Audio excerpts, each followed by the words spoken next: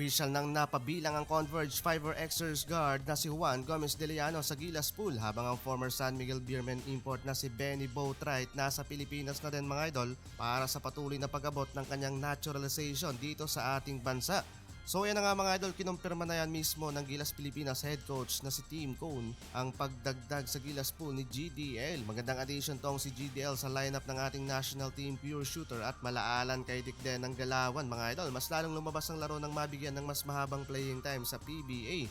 Though masama ang kanyang journey sa Korean Basketball League where he average of 3.1 points, 1.5 rebounds and 1.2 assists per game with limited playing time of 8 minutes sa last season niya sa SK Knights. Halimaw naman pala dito sa PBA. Kasalukuyang nasa rank 5 mga idol ang Converge na may 5-2 winless record. Kadikit lang yan mga idol ng San Miguel Beermen.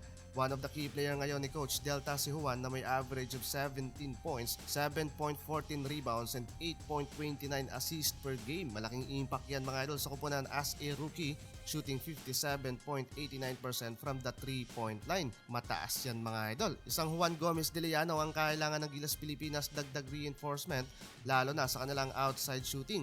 Madalas tayong maalat pagdating sa 3-point attempt pero sa iyong palagay mga idol, kung sakaling mapabilang siya sa Final 12 ni Coach Tim Cone, sino ang ipapalit mo mula sa current roster ng ating national team? Paki-comment na yan sa ating comment section. Habang eto mga idol, dapat na nga bang pagkatiwala ni Coach Tim Cone ng ating mga mas batang player sa Gilas Pilipinas katulad ni Carl Tamayo at Kevin Kiambao? Well, sa opinion ko lang mga idol, dapat na talagang mas mabigyan ng exposure eto mga batang ito lalo tumatanda na din ang ating mga kuya sa lineup ng Gilas Pilipinas. Halimbawa na lang etong si Justin Brownlee, kasalukuyang 37 years old, nakabilang sa long-term plan ni Coach Tim Cone para sa 2027 FIBA World Cup. That year mga idol, 39 years old na si JB at hindi na maiwasang mag-decline ang kanyang katawan sa competition. Ang sinasabi ko ay malakas pa etong si JB sa kasalukuyan pero hindi natin alam kung anong mangyayari sa future.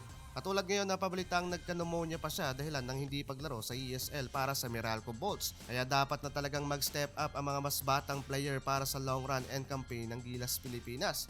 Hindi naman masama mga idol ang nilalaro ni Kikyo at Tamayo sa Korea at sa katunayan nga ay one of the deadliest player etong dalawa at pareho nilang pinangungunahan ng kanilang mga kupunan.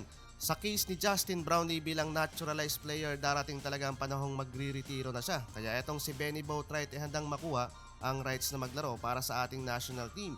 Kasalukuyang nasa bansa ang former SMB import at inaasikaso na nga ang pagproseso ng kanyang naturalization at expected din nakasama siya sa paparating na practice ng ating mga pambato para sa upcoming FIBA World Cup Asian Qualifiers with a back-to-back game kontra sa Guam ngayong November 28 at December 1.